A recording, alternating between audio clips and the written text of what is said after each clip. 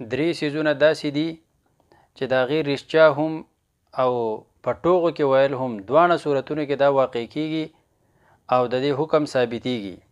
یو په هغې کې نکاح دی، دویم طلاق دی او دریم رجوع کول دي خپلې بیبي ته. بسم الله الرحمن الرحیم.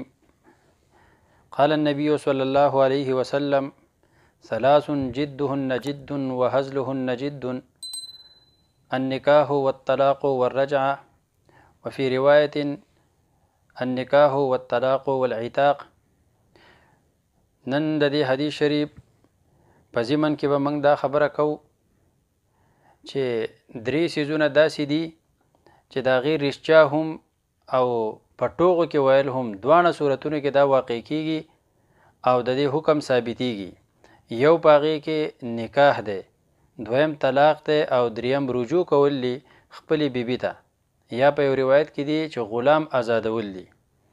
نکاح چې کله ښځه خاوند یعنې یو هلک او یو جنۍ یا د دې اولیا پلار او د بل طرف پلار یا رور دا موجودي او اجازت د هلک او د جنۍ او ګواهاني که په ټوغو کې هم د ایجاب قبول وکړو نو دا نکاح هغه کیږي.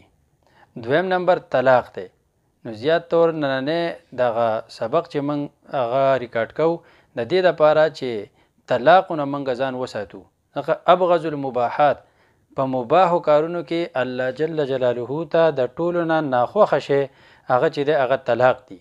نو د دې لفظ نه دی هم موږ ځان ساتو.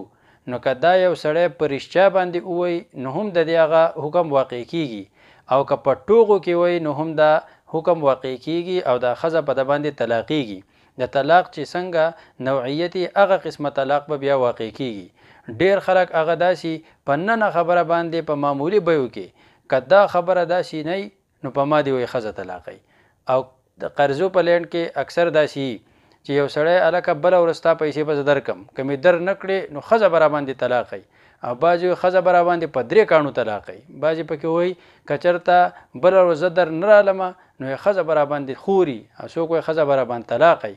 نو په دې خبرو کې دا ښځه په دې سړي باندې طلاقیږي، که دا ده په رښتیا ویلي او که دا ده په ټوغو کې ویلي، حکم د دې واقع دی.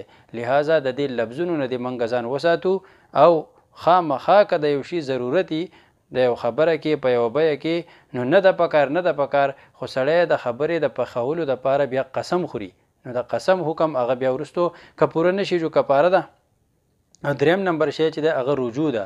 رجوع ویلی کېږي چې ښځې ته یو سړی په صریح الفاظو یو پیره ورته ووایي په ما طلاقوي، یا ورته 2 پیرې ووایي چې په ما طلاقوي، نو دی د خپلې ښځې ته رجوع کولی شي، یعنې دی ورته واپس دا ویلی شي چې ته زما ښځه زما په نکاح کې هغه برقراره پاتې، دې ته رجوع ویلی کېږي. نو دا که سړی په رښتیا وایي او که دی په ټوغو کې وایي، په دواړو کې د دې حکم هغه واقع کېږي. نو خاص طور موږ د ځان د طلاقو د دې الفاظو نه ساتو، او کم نور کسانی هغه هم په دې خبرو باندې موږ د پوهه کړو. ها مثلا یو کس داسې ووي چې که بالفرض دا کار ما ونه کو نو په ما به ښځه طلاقوي، په 1 یا په 2 یا په 3 څنګه چې ده ویلي، او بیا هغه کار ونه کو نو په ده دا ښځه څه کېږي؟